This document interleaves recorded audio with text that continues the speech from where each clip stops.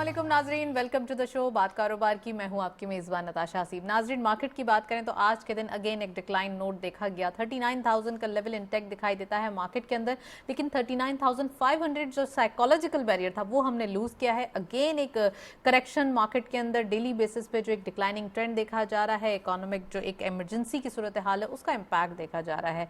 साथ साथ IMF की कंडीशन को मार्केट ने काफ़ी रिएक्ट किया है। IMF की कंडीशंस ऑब्वियसली पहले भी निगोशिएटेबल थी और उसे निगोशिएट किया जा रहा था, लेकिन ऑल्दो जो भी गवर्नमेंट जो है वो इस पर साइन करती है, दूसरी गवर्नमेंट अगर आ भी जाए तो उसको ऑनर करना लाजमी होता है, क्योंकि IMF is discussing with Pakistan. वो ये नहीं देखते कि वो किस गवर्नमेंट के साथ, किस इंडिविजुअल के साथ बात करे। तो this is the problem actually जो हम फेस कर रहे हैं अभी भी, और आने वाले दिनों में भी फेस करना पड़ेगी। और इसको हमें ये अंडरस्टैंड करने की जरूरत है कि जब आप एक अग्रीमेंट में होते हैं तो आप उससे बॉयकॉट या आप उससे बाईपास नहीं कर सकते। तो आज के दिन भी हम यही डिस्कस करेंगे कि IMF की कंडीशन कितना ज़्यादा इम्पैक्ट कर रही है, खासकर जो एनर्जी के ऊपर उन्होंने मजीद टैरिफ इंक्रीज करने का कहा है वो कितना ज़्यादा इम्पैक्ट दे रहा है। इसी का इम्पैक्ट हमने आज मार्केट के अंदर कल भी देखा, आज भी देखा, विच इज़ वेरी नेगेटिव, क्योंकि आपका जो इकोनॉमिक बैरोमीटर होता है वो स्टॉक मार्केट की सूरत हाल के अंदर होता है। स्टॉक मार्केट परफॉर्म नहीं करती तो तमाम इकोनॉमी की जो इक्कासी होती है वो सामने आ रही होती है। तो this is really actually negative for the economy. तो आज हम ये डिस्कस करेंगे। प्रोग्राम को आगे बढ़ाते हैं, फर्स्ट सेगमेंट देखते हैं।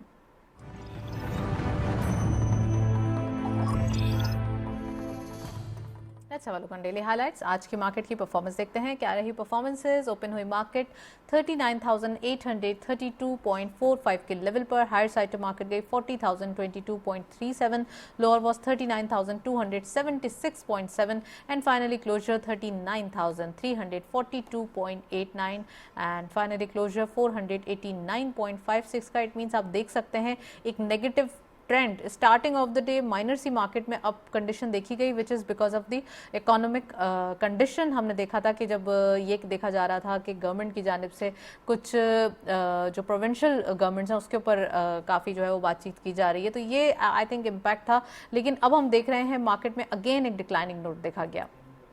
नेक्स्टली टर्नओवर में 166 मिलियन शेयर्स ट्रेड किए गए। कल के मुकाबले में फर्दर डिक्लाइन 97.23 मिलियन शेयर्स का। वैल्यू इज ड्राई 4.05 billion rupees.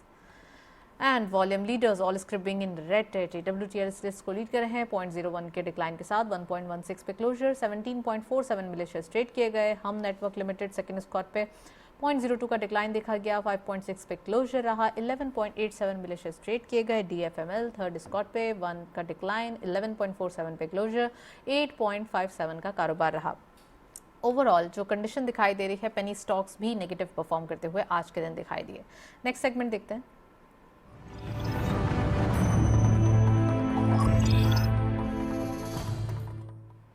Topic of the day में आज हम IMF की कंडीशंस को फर्दर डिटेल में डिस्कस करेंगे कि आज के दिन क्या क्या निगोसिएशन के बारे में सोचा गया, कैबिनेट की जानिब से क्या क्या अप्रूवल्स दिए गए।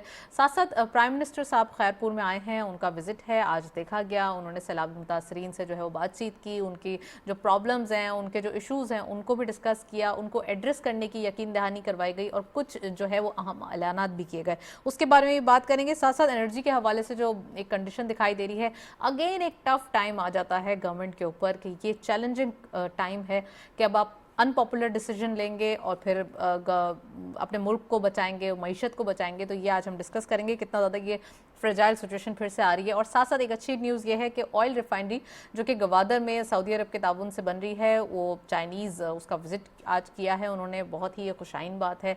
ये भी आज हम डिस्कस करेंगे। We have very exclusive panel, उनको खुशामदीद कहते हैं। हमारे साथ मौजूद हैं डॉक्टर अयूब महर साहब, आप इकोनॉमिस्ट भी हैं, एक्सपर्ट भी हैं। अस्सलाम वालेकुम sir, welcome to the show.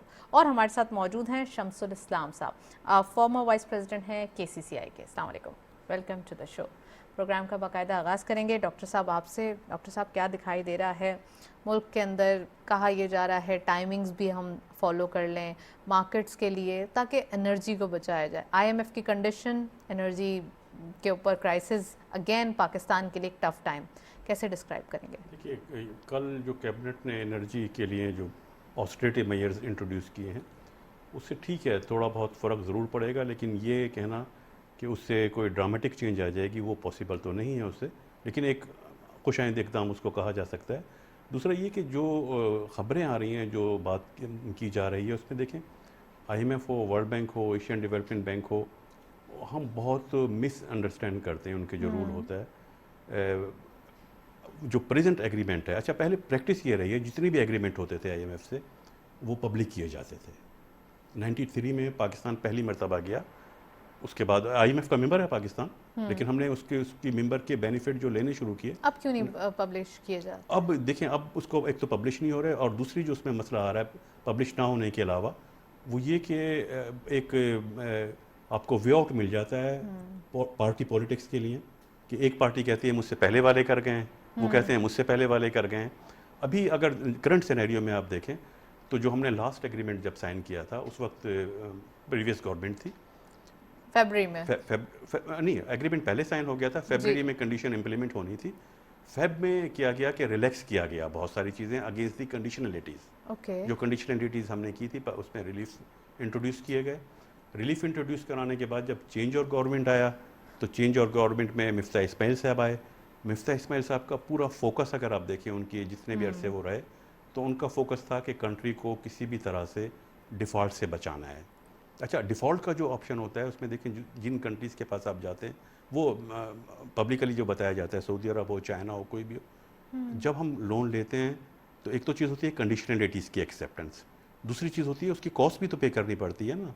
तो जब आप कॉस्ट की बात करते हैं तो वर्ल्ड में जो इंस्टीट्यूशनल लोन्स हम लेते हैं उसमें जो लोएस्ट कॉस्ट पे करनी पड़ती है, लोएस्ट इंटरेस्ट, वो आईएमएफ का होता है।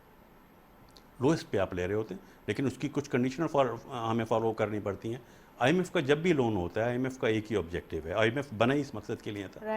आईएमएफ डेवलपमेंट के लिए लोन नहीं देता, आईएमएफ का डेवलपमेंट से गवर्नेंस से ताल्लुक नहीं। आईएमएफ का लोन होता है कि जो मेंबर कंट्रीज़ हैं उनकी अगर पोजीशन डिफ़ॉल्ट की तरफ जा रही हो तो आईएमएफ के लोन का वाहिद ऑब्जेक्टिव ये होता है कि कंट्रीज़ को डिफ़ॉल्ट से बचाना होता है। हर कंट्री का डिफरेंट कैलकुलेशन होती है। पाकिस्तान की जो कैलकुलेशन हुई है पाकिस्तान की इंपोर्ट एक्सपोर्ट की बेसिस पर, वो ये है कि अगर हमारा 6 वीक के इंपोर्ट्स के इक्वल फॉरेन एक्सचेंज मौजूद हैं तो हमारी पोजीशन सेफ़ है, हम सेफ पोजीशन में कहलाते हैं। लेकिन अगर 6 वीक से हमारे पास फॉरेन एक्सचेंज रिजर्व नहीं रहे तो वो एक ख़तरे की घंटी बज जाती है, आईएमएफ वहाँ आके रेस्क्यू करता है। वो आईएमएफ का रोल होता है। अभी जो कंडीशन है उसमें जो रिज़र्व की पोजीशन बताई जा रही है 4 to 6 वीक के दरमियान बताए जा रहे हैं स्टेट बैंक के रिजर्व, कमर्शियल बैंक के उसमें शामिल नहीं है, वो दैट इज़ डिफरेंट थिंग। तो अभी जो ऑस्टेरिटी मेजर लिए जा रहे हैं वो इसलिए लिए जा रहे हैं कि हमें उस सूरत हाल की तरफ ना जाना पड़े। ये हमें अंडरस्टैंड करना होगा कि बेसिकली आईएमएफ के पास जाने का मकसद, उसको हम मिक्स ना करें कि हमें डेवलपमेंट में नहीं लग रहे पैसे, ये उसका ऑब्जेक्टिव ही नहीं है वो। चलें जी डॉक्टर साहब, बड़ा एक डिटेल आपने कमेंट दिया। मैं शम्स साहब से इंट्रोडक्टरी कमेंट लूँगी। शम्स साहब, ये तो इन्होंने फैक्ट्स एंड फिगर्स की बात की, आप क्या समझते हैं, आप कैसे एनालाइज करेंगे इस सिचुएशन को? साथ साथ गवर्नमेंट को अब ये चैलेंजिंग टाइम फिर से अचीव करना पड़ेगा और बल्कि इसे अच्छे से संभालना भी पड़ेगा। देखिए, इस वक्त जो है मुल्क में जो इकॉनमी की सिचुएशन है वो बहुत रोज़ी नहीं है। हमें अपना फैक्ट्स को रियलाइज़ करना चाहिए कि जो हम आईएमएफ प्रोग्राम के अंदर हैं, और हम कोई अक्टूबर में ये हमारा 9th रिव्यू होना था लेकिन उसको डिले हो चुका है और आगे लगता है कि जनवरी में ही चला जाएगा। उसको वापस बहाल करना, रिस्टोर करना सबसे पहले प्रायोरिटी जो है हुकूमत की ये होनी चाहिए कि उसको रिस्टोर करें। और जो उन्होंने कहा है उसके ऊपर आपको अमल भी करना पड़ेगा। आपको अगर टैरिफ बढ़ाने की बात की है, दो के एनर्जी टैरिफ जो है वो किलिंग है इंडस्ट्री के लिए। हमारी ग्रोथ ऑलरेडी नीचे जा रही है, हमारी लार्ज स्केल मैन्युफैक्चरिंग देखें वो डाउनवर्ड हो चुकी है, हमारे बड़ी फैक्ट्रीज जो हैं वो बंद हो गई हैं, ले ऑफ हो गई हैं। लेकिन इसके अलावा कोई चारा भी नहीं है। आपको जो है अपनी बेल्ट टाइट करनी पड़ेगी और हुकूमत को इस दफ़ा जो है कुछ अपनी बेल्ट भी टाइट करनी पड़ेगी। आवाम ने, कारोबार ने तो काफ़ी टाइप कर लिया है, क्योंकि हमारे पास ये जॉब क्रिएशन इस वक्त जो है गवर्नमेंट नहीं करती, वो प्राइवेट सेक्टर करता है। और प्राइवेट सेक्टर की जॉब क्रिएशन उस वक्त होती है जब बिजनेस चल रहा हो। बंद फैक्ट्री के अंदर जॉब क्रिएशन नहीं होगी। तो आपने देखा कि कल भी आपका ब्लड बाथ स्टॉक एक्सचेंज में आया, आज भी -489 स्टॉक एक्सचेंज गया। तो रीज़न क्या है कि बिजनेस इस वक्त बहुत बुरे उसमें चल रहा है। और हमें जो हमने कल जो अनाउंसमेंट की है ना, देखिए मेरे हिसाब से तो डे लाइट में काम करना चाहिए। हमें अब वो हम अफोर्ड नहीं कर सकते कि अब रात तक हम साइन बोर्ड खुले रखें, रात तक शादियां। पंजाब में आपको पहले एक रिवाज होता था, सिंध में भी होता था कि दिन में शादियां होती थी, अब रातों का फैशन आ गया, उसमें लाइट्स चल रही हैं। ये सारी एक वेस्टेज है। कंजर्वेशन हमारे पास एनर्जी कोई, और आपका $29 बिलियन की इम्पोर्ट का बिल बना है सिर्फ फ्यूल की, आपकी गैस और उसका जो है ऑयल का। तो उसको कंजर्वेशन करके कम किया जा सकता है और उसको महंगा करके किया जा सकता है, ये एक ऑप्शन है। साथ ही हमें जो है अपने ड्रेनेज जो है, हमारे जो एनर्जी सेक्टर में ड्रेनेज है, बहुत बड़ा हमारा लीकेज होता है, Line चोरी losses, होती है, जो हाँ। लाइन लॉसेस का गैस सेक्टर में अगर आप देखें, वो अगर आप डोमेस्टिक सेक्टर में देखें तो Right, अराउंड right. 51% वो ड्रेनेज है, उसको प्लग कर देंगे तो बहुत बड़ा रिलीफ आपको मिलेगा। को अगर 20 रुपए का अगर यूनिट अगर आप बिजली का पैदा कर रहे हैं तो 5 रुपए तो आपकी चोरी में जा रहे हैं।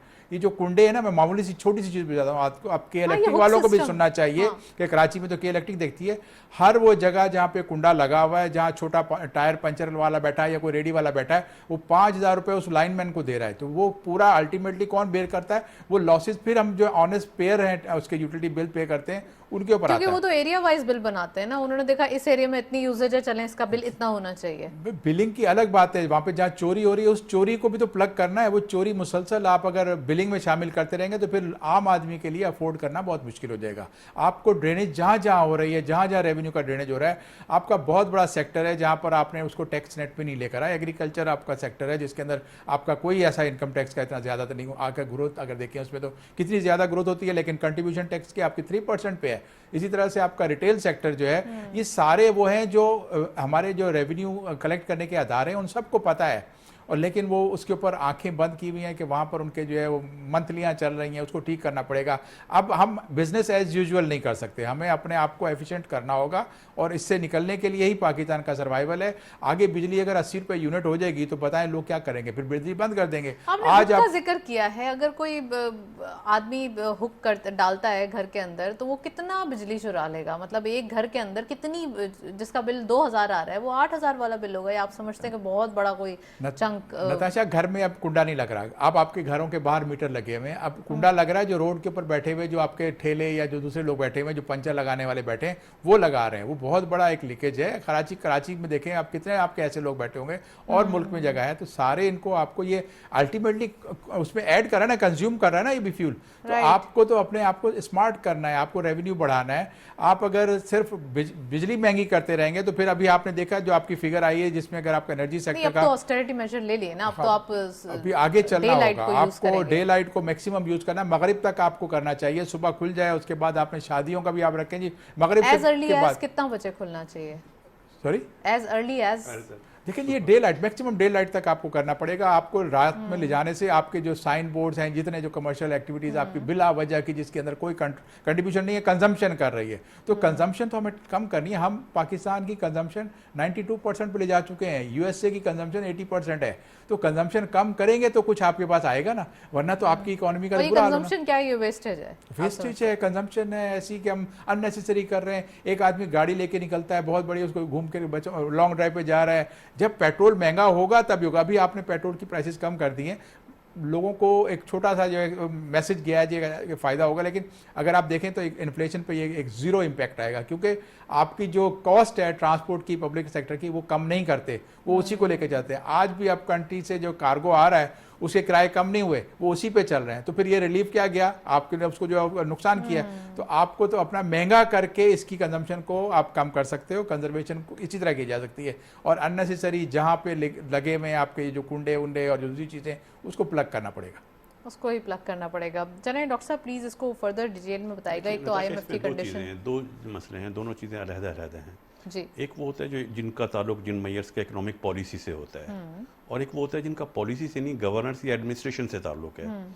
एनर्जी के केस में जो एनर्जी का इशू है ना, वो एडमिनिस्ट्रेटिव मसला है, चोरी का जो मसला है। अच्छा, पाकिस्तान दुनिया की उन टॉप 3 कंट्रीज़ में है, टॉप 3 कंट्रीज़ में जहाँ एनर्जी सबसे ज़्यादा चोरी होती है। अच्छा, आपने कहा था कि घर का मसला नहीं है, डेटा है, फिगर्स मौजूद हैं, गवर्नमेंट ने रिलीज़ किए हैं कि जो ज़्यादा चोरी हुई है अनफॉर्चुनेटली वो घरों की नहीं थी, डोमेस्टिक नहीं थी, वो कमर्शियल ज़्यादा थी, इंडस्ट्री भी थी उसमें शामिल, इंडस्ट्री और कमर्शियल भी शामिल थी। घरों का कंजम्पशन चोरी में इतना नहीं आता था। दूसरा ये कि ये सारे एडमिनिस्ट्रेटिव नेशन आपको सोचना चाहिए, आप पाकिस्तान के साथ जो है वो क्या कर रहे हैं। एग्जैक्टली, वो एडमिनिस्ट्रेटिव मेयर्स है ना, प्राइजेस का जो है, इन्फ्लेशन का जो है, उसमें भी एडमिनिस्ट्रेटिव मेयर्स आ रहे हैं बहुत सारे। और जब हम एग्रीमेंट करते हैं, इन्फ्लेशन का फिगर बताते हैं 23% हो गया है, एक बहुत चीज़ जो इन्फ्लेशन में काउंट हो ही नहीं सकती, क्योंकि इंटरनेशनल लेवल पे जो इन्फ्लेशन का क्राइटेरिया है कैलकुलेट करने का, उसमें बहुत सारे ऐसी चीज़ें हैं पाकिस्तान में जो उसमें शामिल नहीं है, जो हम बास्केट 400 चीज़ों की बना के इन्फ्लेशन कैलकुलेट कर रहे होते हैं ना। हमारा जो इंडस्ट्रियलिस्ट है या बिजनेसमैन है, वो सिक्योरिटी के चार्जेस दे रहा होता है। सिक्योरिटी का जो खर्चा है वो इन्फ्लेशन की कैलकुलेशन में नहीं आ रहा होता। राइट। जो आप ब्राइबरीज पे कर रहे हैं ईज ऑफ डूइंग में तो आ रहा होता है। वो इलीगल पेमेंट्स या ब्राइबरी जो है, वो जो करप्शन की कॉस्ट है, वो इन्फ्लेशन के फिगर में इंक्लूडेड नहीं होती। जो वेंडलिज्म है, स्नैचिंग है, ये चीज़ें इन्फ्लेशन में नहीं आ रही होती, लेकिन ये कॉस्ट तो है ना, कॉस्ट में तो शामिल हो रही होती है, तो पे करना पड़ती है। पे करना पड़ती है। ये एडमिनिस्ट्रेटिव मेजर्स है ना। इकोनॉमिक पॉलिसी में देखें, एक अभी बड़ी अच्छा इंडिकेशन दी। देखिए पाकिस्तान का डेटा जो टैक्सेशन का है फिस्कल पॉलिसी का, उसमें पाकिस्तान की हम बार बार ये मिसाल देते हैं कि जी टैक्स टू जीडीपी रेशो हमारी बहुत कम है। आईएमएफ बिल्कुल लिख के कहता है, कंडीशन रखता है कि आप टैक्स टू जीडीपी रेशो बढ़ाएं, और हमारे पॉलिसी मेकर क्या करते हैं, उसको बढ़ाने के लिए इनडायरेक्ट टैक्सेस पे फोकस कर देते हैं। इनडायरेक्ट टैक्सेस का मतलब है महंगाई बढ़ेगी, कलेक्शन नहीं हो पाती, कलेक्शन नहीं कर, वो एडमिनिस्ट्रेटिव प्रॉब्लम है ना, क्यों नहीं कर पाते, डेटा नहीं है इनके पास। वो बहुत आसान है, जिसको हम कहते हैं, फिर अलग डिबेट हो जाएगी वो बिजली के बिल के अंदर जो हुआ था। फिर वो मसला वही है ना कि हम जिसको कहते हैं कि बहुत हमने मुश्किल फैसले लेने होंगे, जीएसटी बढ़ा देना तो आसान तरीन फैसला होता है, आवाम से लेना है ना पैसा। मुश्किल फैसला वो होता है आप उससे लें जिससे आप नहीं ले सकते। राइट। अच्छा, दूसरा ये कि आपको बिग गन्स को टैक्स सर्कल में लाना है, आपको छोटे-छोटे पेनीज इकट्ठे करने की क्या जरूरत है। एवरी गवर्नमेंट, इवन पीटीआई की जब गवर्नमेंट आई थी, असद उमर साहब ने अनाउंस किया था, जो अपना 10 नुकाती एजेंडा दिया था, उसमें एक पॉइंट था कि हमारा फोकस होगा इनडायरेक्ट टैक्सेस से डायरेक्ट टैक्सेस पे जाना। फिर भी नहीं आया। लेकिन इनडायरेक्ट टैक्सेस मजीद बढ़ गया, डायरेक्ट टैक्सेस नहीं बढ़े। उस हिसाब से वो रेशियो चेंज हुई। दूसरा, जब इंटरनेशनल डेटा में आप देखते हैं पाकिस्तान की टैक्स टू जीडीपी रेशो कम है, लोएस्ट है, लोएस्ट 5 कंट्रीज में आते हैं हम, ठीक है। लेकिन जो टैक्स रेट है ना हमारा, टैक्स रेट वो दुनिया के हाईएस्ट तरीन जो टैक्स रेट है उसमें शामिल है। अब क्यों हो रहा है टैक्स तो दे रहे हैं पर इनडायरेक्टली नहीं, उसकी वजह क्या है? उसकी वजह ये कि टैक्स रेट हाईएस्ट है, टैक्स टू जीडीपी रेशो कम है। अब रीज़न इसका ढूंढते हैं तो रीज़न ये होता है कि बेसिकली जो टैक्स का बर्डन है वो कुछ लोगों पर है, राइट, वो इक्वली डिस्ट्रीब्यूट नहीं हुआ हुआ, इसलिए टैक्स टू जीडीपी रेशो कम आएगी और टैक्स का रेट ज़्यादा आएगा। वो एक है, ये इकोनॉमिक पॉलिसी प्रॉब्लम है। लेकिन इसके लिए विल पावर चाहिए। हर पॉलिटिकल पार्टी कहती है ये चेंजेस लाएंगे, लेकिन वो चेंजेस ला नहीं सकते, रेजिस्टेंस होती है, रेजिस्टेंस वो बेयर नहीं कर सकते। डॉक्टर साहब, आज मैं आपसे ये भी पूछना चाहती हूँ, आज बड़ा इंपॉर्टेंट डे था। वज़ीर आज़म साहब ने खैरपुर का दौरा किया, यहाँ पर सैलाबी मुतासरीन हैं पूरे सिंध के अंदर। जब आपने देखा था फ्लड की सिचुएशन थी, इसके बाद यहाँ पे प्राइम मिनिस्टर का खुद आना और प्राइम मिनिस्टर साहब की सैलाबी मुतासरी से मुलाकात हुई है, उनके इश्यूज़ को सुना गया है। कैसे देख रहे हैं ये तमाम चीज़ें और ये जो एक इनिशिएटिव लिया गया है? देखिए, इसमें दो बड़ी डिफरेंट चीज़ें नज़र आएंगी। मैं जब इसको आप कंपेयर करें ना कि इससे बड़ा एक क्राइसिस आया था पूरे नॉर्थ सेट पर, जो अर्थक्वेक का प्रॉब्लम आया था 2005 में, बहुत बड़ा क्राइसिस था, बहुत बड़ा मतलब डिजास्टर्स था ना। उस वक्त क्या सिचुएशन थी, क्या मेजर्स लिए गए थे और अब क्या मेजर लिए गए, तो बहुत बड़ा एक गैप नज़र आ रहा है। वो लोग जो बाहर बैठे हुए हैं सड़कों पर, जिनके घर बिल्कुल डूब चुके हैं अभी तक, अब तो सर्दियां शुरू हो गई हैं ना, प्रॉब्लम में है वो। दो मसले हैं जो बिल्कुल डिफरेंट हैं। एक तो इस वक्त जो वर्ल्ड की सूरत हाल हुई है आफ्टर कोविड, जो चेंज आई है जी। अब वर्ल्ड वाइड भी एक प्रॉब्लम है कि जो कंट्रीज फौरन आ जाती थी, अभी इस तरह का अब हम सिर्फ हुकूमती बुनियादों पे कर रहे हैं, अपने आप के तहत कर रहे हैं। हम रियलाइज करा रहे हैं कि ये इन्वायरमेंटल इशू है जिसकी कॉस्ट हम पे कर रहे हैं, जिम्मेदार कोई और हैं। यूएनओ के सेक्रेटरी जनरल रिपीटेडली बार बार इस तरफ तवज्जो दिला चुके हैं, लेकिन उसके बावजूद वो रिस्पॉन्स देखने में नहीं आ रहा।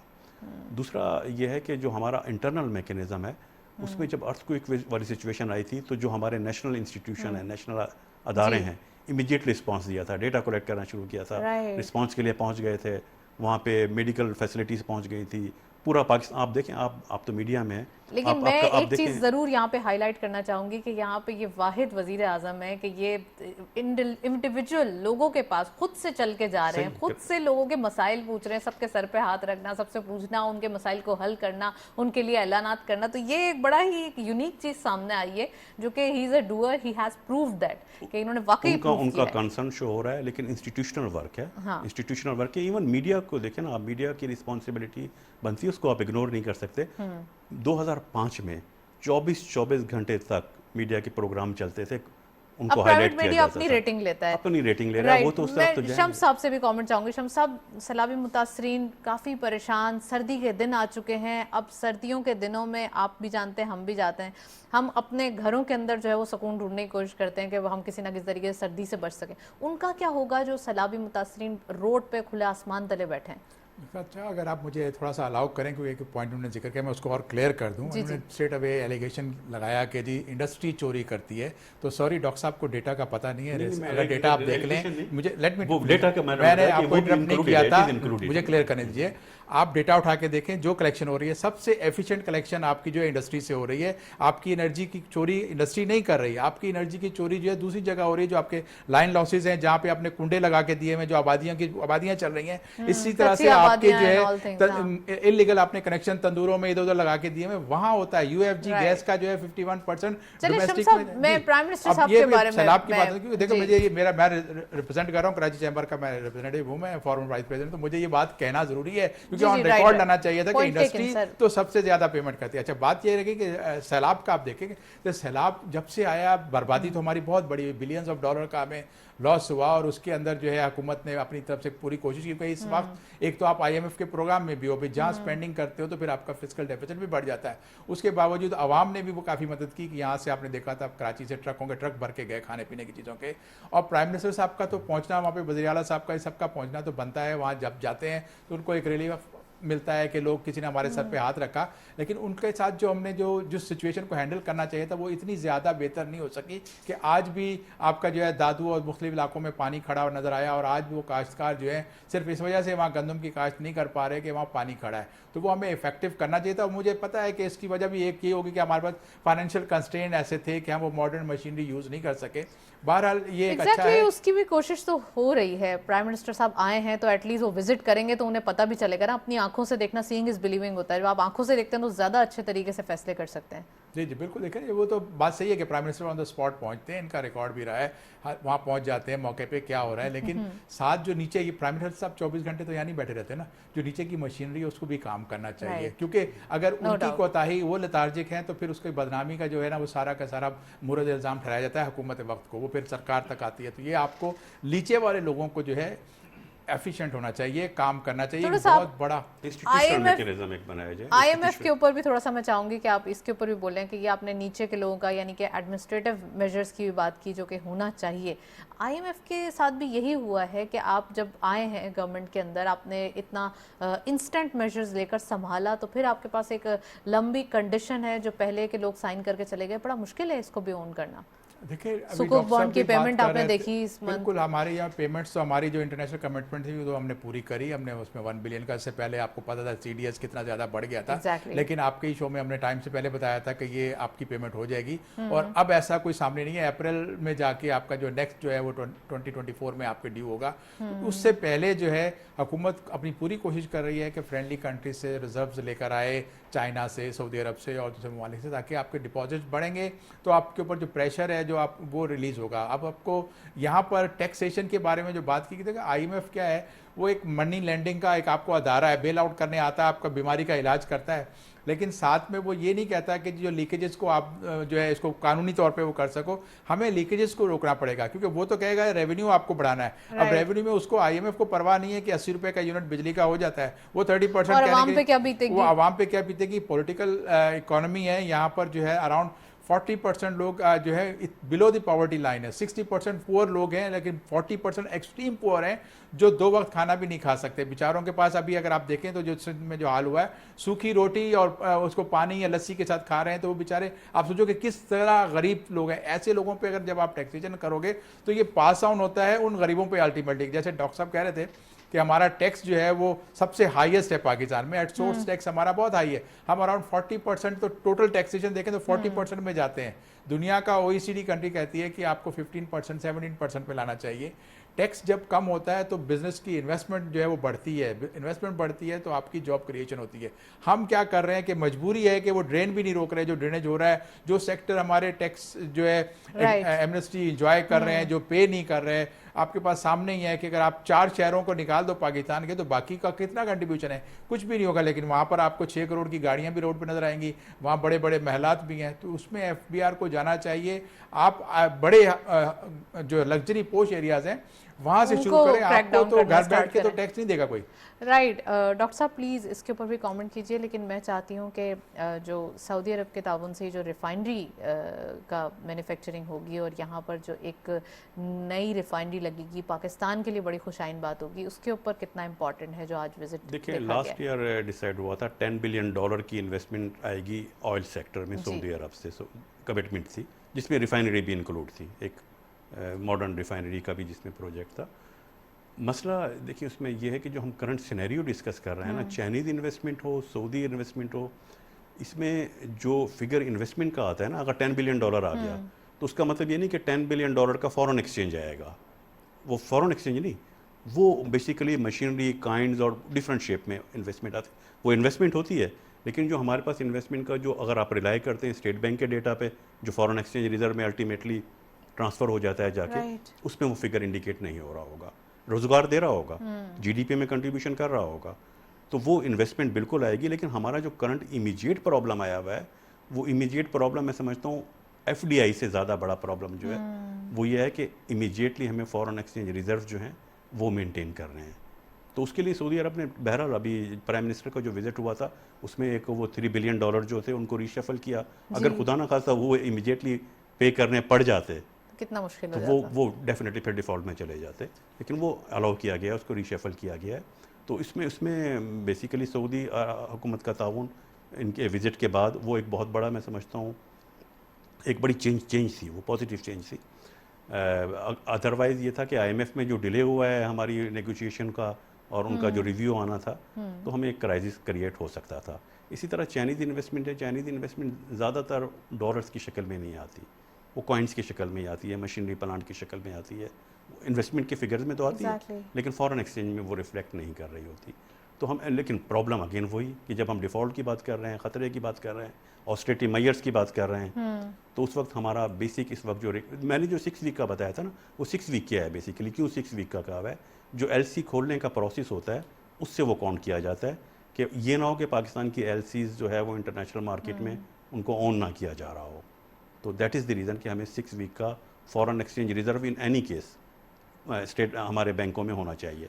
दोनों उसमें शामिल है, स्टेट बैंक के रिजर्व भी और कमर्शियल बैंक। अच्छा, ये जो एक स्प्रेड किया जा रहा है रूमर के डिफॉल्ट हो जाएगा मुल्क, सर इसके बारे में कुछ बताइए। नहीं, आई डोंट थिंक देखिए पाकिस्तान की एक चीज़ जो पॉजिटिव है वो पाकिस्तान का जो 75 ईयर्स का जो रिकॉर्ड है ना, पाकिस्तान ने अपने अवाम को ज़रूर मुश्किल में रखा है, टैक्सेस लगाए हैं, ऑस्टेरिटी मेजर जरूरी है, अवाम ने भी साथ दिया है, अवाम ने भी साथ दिया है, लेकिन पाकिस्तान का रिकॉर्ड जो है ना वो कभी डिफ़ॉल्ट कर रहा नहीं। हम जो बात कर रहे हैं ना श्रीलंका के, असल में मैं कहता हूँ अगर श्रीलंका में ये सिचुएशन ना ही होती ना तो पाकिस्तान में आज खौफ ना होता। वो एक नेबर कंट्री है ना, साउथ एशियन कंट्रीज़ है, वो दिखाएगी, सोशल मीडिया ने उसको बहुत ज़्यादा हाईलाइट किया, दिखाया, शोर किया। तो सोशल मीडिया पे जब लोगों ने देखा कि महलात को आग लगाई जा रही है, लोग फुटपाथ पे बैठे हुए हैं, 24 घंटे लाइट नहीं है, ऐसा चाहते हैं कोई ऐसा इंसिडेंट हो या कोई ऐसा इवेंट चाहते हैं। देखिए 2 चीज़ें होती हैं, एक तो जब लोगों को वो पिक्चर दिखाई जाए ना कि नेबर कंट्री में ये हो गया, आपके यहाँ भी हो जाएगा, एक वो खौफ पैदा होता है। दूसरा, मैं किसी पार्टी का नाम नहीं ले रहा, जो भी अपोजिशन पार्टी होती है वो इन चीज़ों को हाईलाइट किया करती है। हाँ, वो एक नेचुरल चीज़ है ना, बट इट्स टू हाई। अब तो आप नेगेटिविटी को बहुत ज़्यादा प्रोवोक कर रहे हैं। अल्लाह ना करे कि वो सिचुएशन आए। और पाकिस्तान एक 22 करोड़ लोगों का मुल्क है, ये आप देखें, श्रीलंका नहीं है, मल्टी एथनिक सोसाइटी है। शम्स साहब प्लीज़ इसके ऊपर बताइए कि ये बड़ा ही एक मुश्किल वक्त भी है, थोड़ा सा एज अ नेशन हमें भी साथ देने की ज़रूरत है। और दूसरा ये कि यहाँ पर जो एक रूमर्स फैलाने की कोशिश की जा रही है, ये टेक्निकली डिफ़ॉल्ट हो गया है और मैकेनिकली डिफ़ॉल्ट हो गया, ज़रा इसके ऊपर प्लीज़ बताइए। नहीं जी, पाकिस्तान की देखें, एक तो पहली बात यह है कि जो हमारी जो इकोनॉमी है उसकी नेचर अगर आप देखो तो आपके पास जो एग्रीकल्चर बेस्ड है आपकी इकोनॉमी है, खाने पीने की चीज़ें आप ग्रो करते हो, दो कि आप इंपोर्ट भी करो, लेकिन आपके पास बहुत सारा ऐसा जो है क्वेश्चन आपको मिल जाता है कि जहाँ पर आप जो है इस सिचुएशन में नहीं आ सकते जो श्रीलंका या दूसरे मुल्कों में हुआ। लेकिन यहाँ पर ज़रूरत इस बात की भी है कि हमने अपने आप को अब एफिशिएंट ज़रूर करना है, क्योंकि अब 75 साल के बाद भी अगर हम उसी नहज पे रहे, वही पुरानी आदतें रखी, तो फिर बेहतर नहीं हो सकेगा। हमें इस वक्त जो सबसे ज़्यादा इंपॉर्टेंट इंपॉर्टेंट इस वक्त चीज़ है वो ये है कि हमारी डॉलर की इनफ्लोज हमारे बढ़ें। वो डॉलर के इनफ्लोज आपके पास एक्सपोर्ट्स और रेमिटेंस से बढ़ेंगे, उसके ऊपर हमें पूरा तवज्जो देनी पड़ेगी और बहुत सीरियस लेना पड़ेगा, क्योंकि अगर आप डॉलर की वैल्यू को फ्री फ्लोट नहीं करते तो फिर आपकी एक्सपोर्ट्स भी कम होंगी। आप देखेंगे राइस की एक्सपोर्ट भी कम हुई नवंबर में, आपके पास टेक्सटाइल कम हो गई, आपकी जो मुसलसल एक्सपोर्ट कम हो रही हैं, कि जो कॉस्ट आप बढ़ाते हो एक तरफ, जब आप यूटिलिटी की कॉस्ट बढ़ाते हो तो वो कॉस्ट को एब्जॉर्ब करती है करेंसी की एडजस्टमेंट। वो हमारे यहाँ पे अगर नहीं होगी तो फिर आज अगर ब्रोकन राइस पाकिस्तान से एक्सपोर्ट करना चाहते हैं, 90 रुपये किलो चावल हो चुका है टोटे का, और वो टोटा जो है वो $420 में अगर एक्सपोर्ट है और मेरा बायर चाइना में बैठा हुआ वो कहता है मुझे 380 में 85 में दे दो, तो कैसे मैं करूँगा? चलें यहाँ शम्स साहब मैं आपको पॉज करूंगी। शहराज जहरी साहब ने हमें ज्वाइन किया है, आप कॉरेस्पॉन्डेंट हैं पीटीवी न्यूज़ के, आप खैरपुर में मौजूद हैं, प्राइम मिनिस्टर साहब का विजिट है, उनको खुशामदीद कहते हैं। अस्सलाम वालेकुम। जी शहराज साहब आप वहाँ मौजूद हैं, क्या देख रहे हैं? प्राइम मिनिस्टर साहब का विजिट कैसा है, किन लोगों से मुलाकात की गई है और सैलाब की क्या सिचुएशन है? जी बिल्कुल, मैं इस वक्त मौजूद हूँ कोट डीजी खैरपुर का इलाका है। कोट डीजी उनके करीब एक गाँव है नवाब वसान, वहाँ पे जहाँ पे आज वज़ीर आज़म पाकिस्तान मोहम्मद शहबाज शरीफ ने दौरा किया था। बड़ा मसरूफ दिन गुजरा उनका यहाँ पे, और जब से ये सैलाब आया है तो वज़ीर आज़म मोहम्मद शहबाज शरीफ मुतअद्दिद दौरे सिंध के कर चुके हैं, मुख्तलिफ इलाकों के कर चुके हैं, और आज उसी सिलसिले में आज दोबारा वो यहाँ पे आए थे। और कई माह गुजरने के बावजूद भी ये ऐसे इलाके थे जहाँ पे पानी अभी तक मौजूद था और वो यहाँ से पानी ड्रेन आउट करके निकाला जा रहा था। तो उन्हें वज़ीर आज़म ने जब दौरा किया यहाँ पे तो उन्होंने जो है मुख्तलिफ मकामात का दौरा किया और यहाँ पे सैलाब मुतासरीन से मिले। सैलाब मुतासरीन के अलावा वो एडमिनिस्ट्रेशन से मिले, इरिगेशन हुकाम से मिले। उन्होंने उनको मुकम्मल ब्रीफ किया कि इस वक्त जो दरियाओं की सूरत हाल है, सेम नालों की सूरत हाल है और जो पानी सैलाबी इस वक्त मौजूद है और जो एग्रीकल्चर का नुकसान हुआ है उसके बारे में वज़ीर आज़म मोहम्मद शहबाज शरीफ को जो ब्रीफ किया गया। उसके बाद वज़ीर आज़म मोहम्मद शहबाज शरीफ उस एरियाज में भी गए जहाँ से पानी ड्रेन आउट किया जा रहा था और ख़ास तौर पे वो सैलाब मुतासरीन से भी मिले और उनके लिए जो है यहाँ पे नए घर तामीर करने का उन्होंने ऐलान किया। जबकि उसके अलावा नए घरों के साथ साथ जो है खैरपुर में यूनिवर्सिटी के क़याम का भी उन्होंने आज ऐलान किया कि नई यूनिवर्सिटी भी बनाई जाएगी।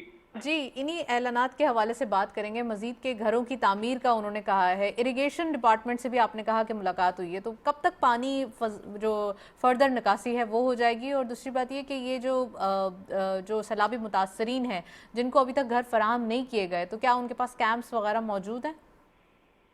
जी बिल्कुल, जो उन्हें ब्रीफिंग दी गई उनमें ये बताया गया कि तमाम अजला से तकरीबन 93 से 94 जो पानी है वो निकल चुका है, लेकिन 6 से 7% ऐसे इलाके हैं जहाँ पे अब भी सैलाबी पानी जो है मौजूद है और वो ड्रेन आउट किया जा रहा है। या तो वहाँ पे जगह नहीं है कि उसको ड्रेन आउट किया जाए या फिर वो कुदरती तौर पे यहाँ से पानी जो है वो सूख जाए या खत्म हो जाए। तो उनको ये ब्रीफ किया गया। जबकि घरों के हवाले से भी ये ब्रीफ दिया गया कि पहला एस्टीमेट लिया गया है, पहली जो है किस्त थी वो जारी कर दी गई थी BIST के थ्रू 25,000 रुपए फी गज तमाम खानदानों में, मुतासरा खानदानों में। जबकि दूसरे फेज में 50,000 रुपए और 3 लाख रुपए घर के रिपेयरिंग के नए घर बनाने के लिए, तामीर करने के लिए जो है वो भी उनको ब्रीफिंग दी गई है कि उस पर भी सर्वे मुकम्मल कर लिया गया है। राइट, शहराज साहब ये भी बताइए कि बेनज़ीर इनकम सपोर्ट प्रोग्राम में क्या गरीबों को जो है वो रिलीफ दिया जाएगा फर्दर? जी, पहले फेज में तो 25,000 रुपए फी गज दिए गए हैं, जबकि दूसरे फेज में जो है मजीद रकम जो है वो भी रखी गई है, जो कि BISP के थ्रू मुख्तलिफ जो इनसे जो कनेक्टेड जो लोग हैं उनकी मदद की जाएगी। ना सिर्फ उनकी जो है माली मदद की जाएगी, जबकि पढ़ाई लिखाई में भी उनके जो बच्चों को भी, और जो मुतासरा खानदान है उन खानदान की जो माली मदद के साथ साथ जो उनके बच्चों की तालीम और जो दीगर अखराजात हैं उनकी कफालत के लिए भी प्रोग्राम बनाए जा रहे हैं। जबकि वर्ल्ड बैंक की तरफ से और दूसरे जो इदारे हैं उनकी तरफ से जो भी डोनेशन और जो फाइनेंशियल असिस्टेंस के हवाले से बातचीत की जा रही है। Well, thank you so much. Shahraj साहब हमारे साथ मौजूद थे और डिटेल आपने हमें वहाँ की दी खैरपुर के हवाले से। सैलाबी मुतासरीन ऑब्वियसली उनके लिए अभी उनका जितना ख्याल रखा जाए वो कम है, वो जाहिर सी बात है फ्लड से मुतासर हुए हैं और साथ साथ उनके जो इश्यूज़ हैं, उनकी जो तकलीफ़ है वो हमारी बिल्कुल सोच और समझ से बाहर है, क्योंकि यहाँ पर जो है वो बहुत मुश्किलात मौजूद हैं। डॉक्टर साहब भी मौजूद हैं, शम्स साहब भी। तो शम्स साहब मैं प्रोग्राम का वक्त जो है वो ख़त्म हो जा रहा है, आप प्लीज़ सैलाबी मुतासरीन के हवाले से एक लास्ट पॉइंट ज़रूर बताइए। देखिए, इसमें अभी भी हालिया जो डेवलपमेंट हुई है, वर्ल्ड बैंक का आपको पता है कि 1.7 अराउंड 1.7 बिलियन का आपको पेमेंट मिली है, और वो भी सिंध के जो मुतासरा इलाके हैं वहाँ पर इनके घरों की कंस्ट्रक्शन के लिए होगा, मदर और चाइल्ड की हेल्थ केयर के लिए वहाँ पर भी किया जाएगा। फिर जो हाउसिंग का जो है उससे तो 5-6 प्रोजेक्ट्स के अंदर अनाउंस किए हैं। तो ये एक अच्छा एक चीज़ है। एक तरफ से तो आपके पास जो डॉलर का जो रिजर्व्स गिर रहे थे उसकी शक्ल में, क्योंकि ये आपके पास डॉलर क्रेडिट होता है, और दूसरा फिर आपका जो आम लोगों को रिलीफ पहुंचेगा, जितनी जल्दी हो जाए उतना ज़्यादा अच्छा है। क्योंकि कराची में और देखिए यहाँ जो रिपोर्ट्स आ रही हैं वो ये है कि वहाँ पर डेंगू का भी मसला हो रहा है, खड़े पानी में मच्छर बहुत ज़्यादा बढ़ रहे हैं। तो अब प्राइम मिनिस्टर साहब का ये टाइमली विजिट है, उन्होंने जाके किया, और आई थिंक कि अब इसके बाद जो है अभी प्रॉब्लम सॉल्व हो जाएगी और लोगों को एक रिलीफ मिलेगा। चलें जी डॉक्टर साहब, लास्ट कमेंट सैलाबी मुतासरीन के लिए ऑब्वियसली, और वर्ल्ड बैंक के फिगर्स दोबारा मैं चाहूँगी कि आप बताएं। नहीं, देखिए 1.7 बिलियन डॉलर्स के अब जो आएंगे डेफिनेटली ये फॉरेन एक्सचेंज रिजर्व की शक्ल में आएंगे, ये कॉइन्स की शक्ल में नहीं आएंगे। तो वो एक दूसरा प्रॉब्लम भी आपका सॉल्व होता है जो रिजर्व्स का है। और ये है कि मैं समझता हूँ इट इज़ टू लेट, अभी भी लेट हो गया है, वो प्रॉब्लम में है, इसको जितनी जल्दी क्विकली कर लिया जाए। लेकिन मैं आगे जाते जाते एक बात कहूँ, मुझे याद आ गई थी जहन में कि पाकिस्तान के लिए इंटरनेशनली एक लफ्ज़ यूज़ होता है, हार्वर्ड बेस्ड ग्रुप कहता है शॉक प्रूफ इकॉनमी। ये जहन में रखिए, शॉक प्रूफ इकॉनमी किस बेस पे कहा जा रहा है? फार ईस्ट में क्राइसिस आया था ना, इंडोनेशिया मलेशिया वगैरह में, श्रीलंका में क्राइसिस आया था। अगर उनका स्टॉक इंडेक्स थोड़ा सा गिर जाए, इन्फ्लेशन रेट में फ़र्क पड़ जाए, एक्सचेंज रेट गिर जाए, तो पूरी लोग बाहर आ जाते हैं, सड़कों पे सोने पे मजबूर होते हैं। पाकिस्तान में बहरहाल एग्रीकल्चर बेस्ड है, फूड का क्राइसिस नहीं है, तो शॉक प्रूफ इकॉनमी है। Well, it's a detail discussion, बहुत मज़ा आया आप दोनों के साथ। Thank you so much Shams साहब, आपने ज्वाइन किया। डॉक्टर साहब आपका भी बहुत बहुत शुक्रिया, आप तशरीफ़ लाए। आज के दिन हमने डिस्कशन की जिसमें IMF की कंडीशन को हमने प्रॉपर्ली डिस्कस किया कि इसके क्या रिपरकशंस हैं, क्या इसका इम्पैक्ट है जो हमें भी और आवाम को भी पे करना पड़ रहा है। गवर्नमेंट इटसेल्फ काफ़ी कोशिशें कर रही है और इन्हीं कोशिशों की वजह से काफ़ी अनपॉपुलर इनिशिएटिव्स भी लेना पड़ रहे हैं। तो आज ये हमने डिटेल डिस्कशन किया। साथ साथ खैरपुर में प्राइम मिनिस्टर साहब का विजिट था, वो भी आज हमने डिस्कस किया। That's it. इसी नोट पर प्रोग्राम को वाइंड अप करते हैं। इजाज़त दीजिए, अल्लाह हाफिज़।